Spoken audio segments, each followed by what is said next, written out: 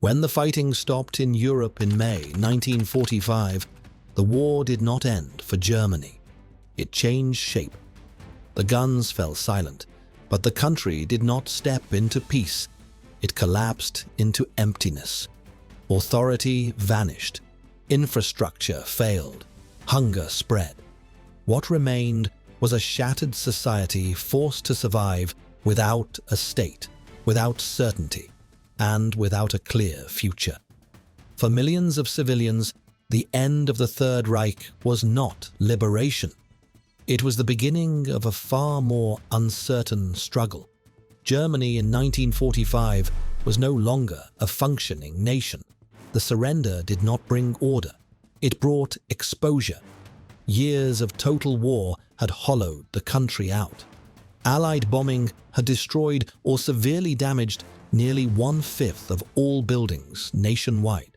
In major cities, the damage was far worse. Berlin, Hamburg, Cologne, Dresden, Essen, Frankfurt, entire urban cores had been reduced to rubble fields. Streets disappeared beneath debris. Landmarks survived only as burned shells. An estimated 3.6 million homes were destroyed. Hundreds of thousands of civilians were killed in air raids. Millions more were wounded or left homeless. What infrastructure remained was fragmented and unreliable. Rail lines were twisted and broken. Bridges lay collapsed. Power stations were destroyed.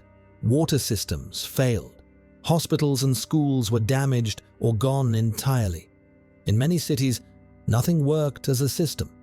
Germany's male population had been devastated. More than 5 million soldiers were dead. In some age groups, 1/4 to 1/3 of all men had been killed. Those who returned were often wounded, traumatized, or ill. The population that remained was overwhelmingly female, elderly, or young. As Allied forces advanced and the Red Army entered Berlin, Nazi authority disintegrated almost overnight.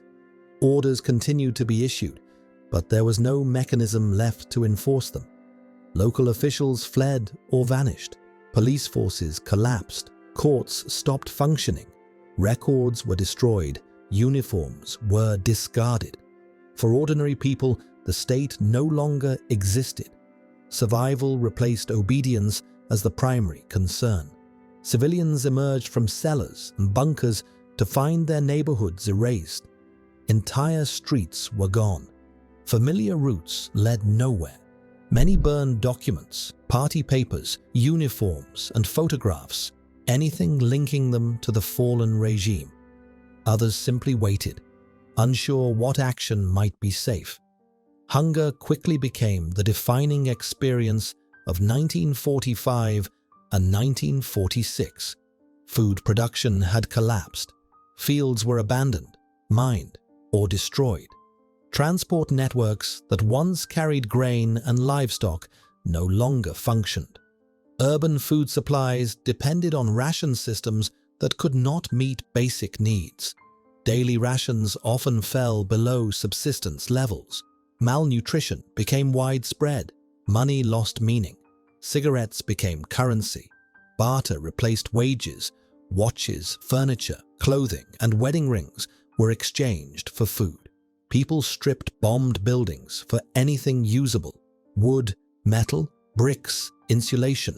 In extreme cases, civilians boiled wallpaper paste, chewed paper, or consumed non-nutritive substances simply to dull hunger pains. The winter of 1946 to 1947, one of the coldest of the century, pushed many to the edge of starvation. Clearing Germany's ruined cities became a human task. Heavy machinery was scarce, fuel was unavailable, trucks and cranes were either destroyed or requisitioned. The burden of clearing rubble fell largely to women, teenagers, and elderly men. They formed long chains, passing bricks hand to hand.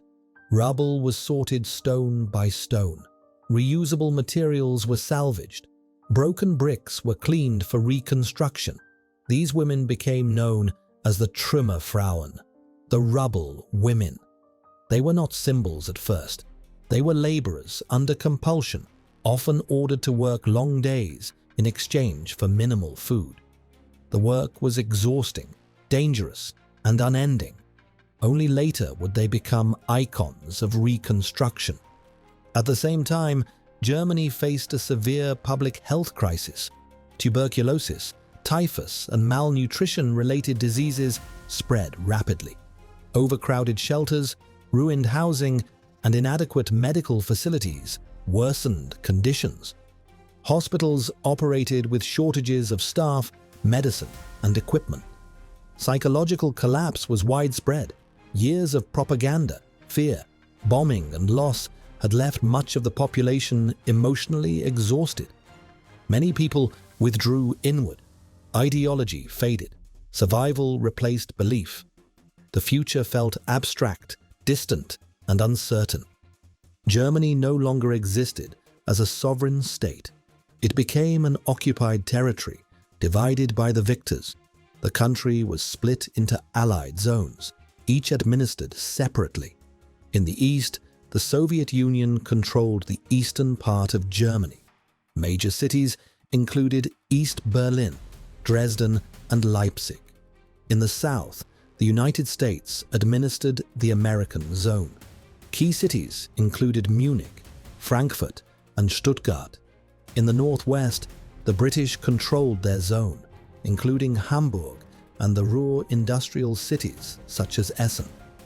In the southwest, the French administered their zone, with major centers including Mainz and Freiburg.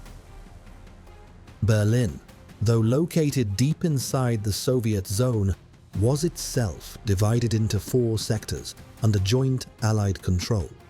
From the beginning, life depended heavily on geography. Food availability, security, legal protection, and economic opportunity varied sharply by zone. One factor slowed recovery across all zones: the removal of German industrial capacity. As part of post-war reparations, Allied powers dismantled and removed large amounts of German industrial machinery. Entire factories were stripped. Equipment was shipped abroad. This process was most extensive in the Soviet zone, but it also occurred in British and French areas. The removal of machinery delayed economic recovery and deepened shortages. It reflected Allied priorities in the immediate post-war years. Punishment, prevention, and control took precedence over rebuilding. Alongside this, denazification was uneven and fragmented. Initial purges were broad, but practical needs soon intervened. Administrators, engineers, teachers, and specialists were required to keep society functioning. Many former Nazis returned quietly to civilian roles. Justice was partial and inconsistent. A parallel economy emerged. Black markets became essential to survival. Rural to urban barter trips, known informally as food foraging journeys, became common. Authorities often tolerated illegal trade because enforcement was impossible and alternatives did not exist. The collapse of authority unleashed widespread violence. Sexual violence against women occurred across occupied Germany, most extensively in areas reached by the Red Army during the initial advance. Historical estimates vary widely, but the scale was immense.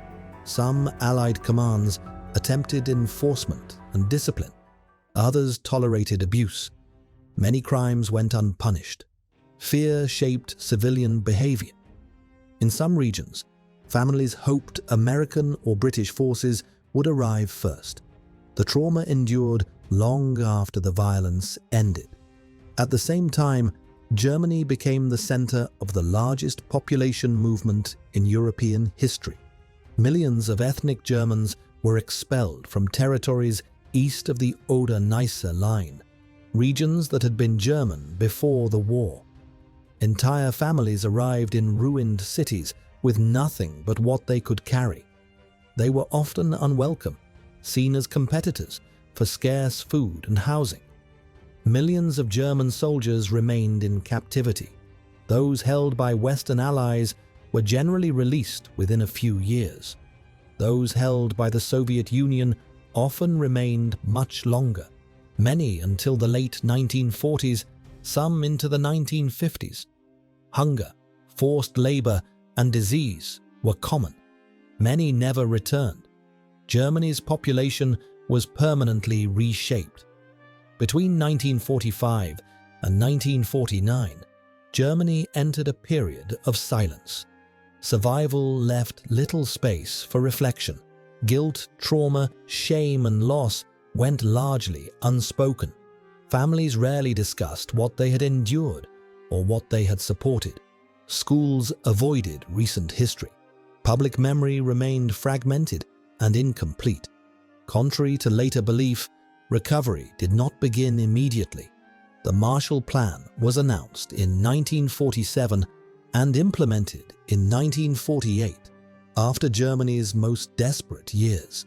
It coincided with currency reform and the re-establishment of functioning markets. Its impact was not only economic, but psychological. For the first time since the collapse, many Germans believed the future might exist. Reconstruction accelerated, especially in the Western zones. The Soviet zone followed a different path. Germany divided. Trials punished a fraction of those responsible for Nazi crimes. Many others reintegrated quietly. A full reckoning with the Holocaust and the broader crimes of the regime would take decades. Germany did not rise from ruins because of a single plan or miracle. It endured hunger, violence, displacement, disease, and silence before recovery began. The speed of reconstruction in later years often obscures the depth of collapse that came first. For those who lived through it, the war did not end in 1945. It echoed for decades.